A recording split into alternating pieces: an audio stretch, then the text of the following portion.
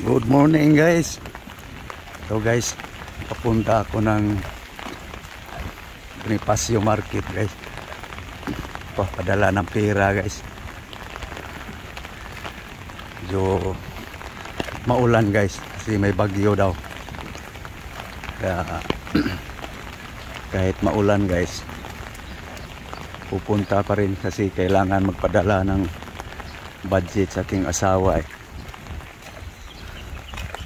Kaya ito, nagpayong lang ako guys para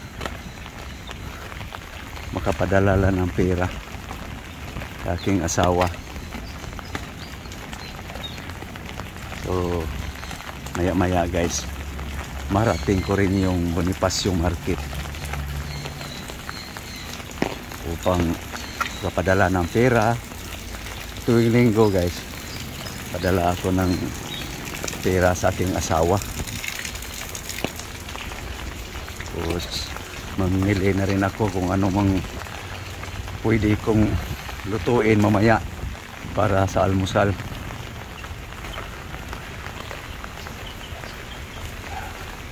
Ayan guys, malapit na.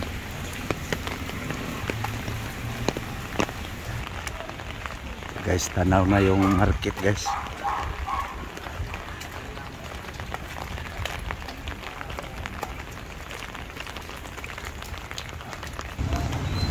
Yan na guys, palengke na guys. Palengke na Bonifacio guys.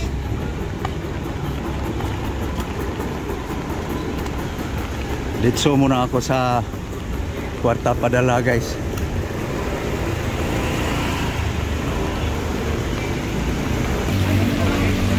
So dito na ako guys, kwarta padala. So papasok, nabigay ko na yung pera guys. Papasok ako sa kwarta. Binigay ko na sa guard yung papadala ko. So papasok ko dito sa loob guys. Titingin kung anong pwedeng mabili.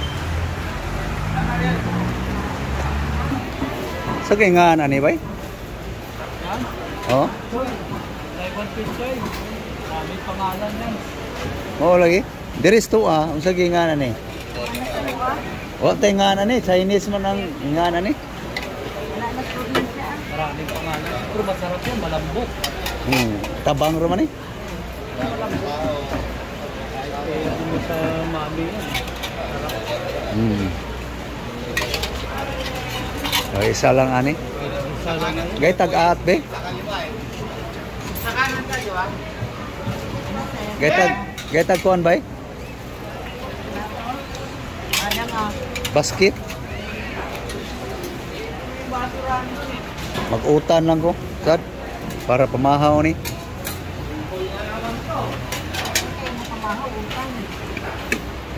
Ano gini kay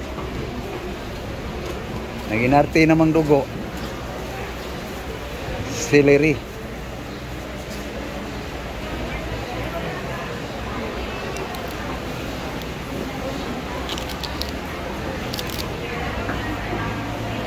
Okay guys, pwede na to. Tapos tanglad.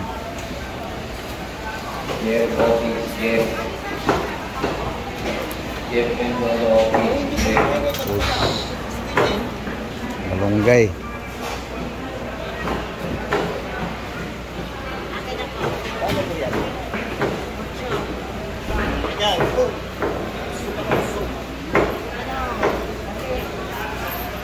Piliin ko lang yung magandang dahon guys. Bati.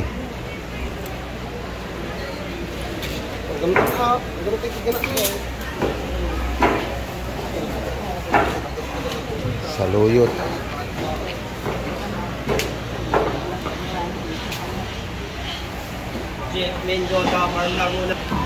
Kamuti. Content ni. Content.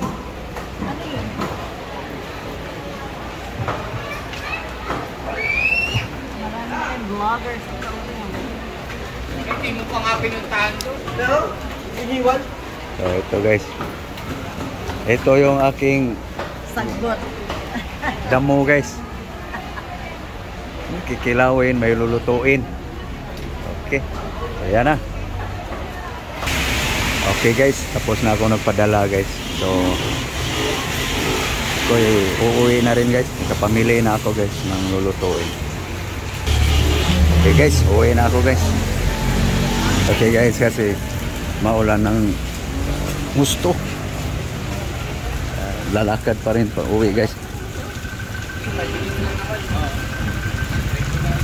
Bumaha na.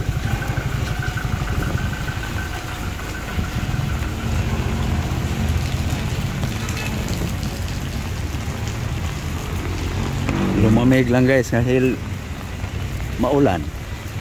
Tapos nitong bagyo, sasangagin na naman sa init. So,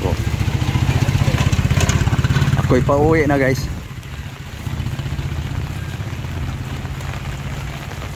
Okay. Malayo-layo pa guys eh.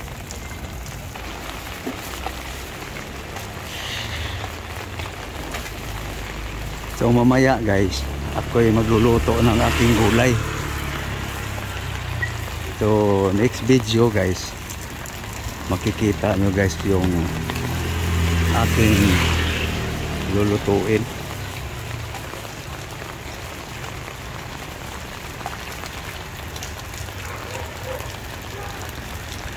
Mga damo guys aking lulutuin upang makakain rin ng mga dahon-dahon. Ngayon guys, aking almusal, kikilaw ako ng gulay. Tapos magluluto din ako ng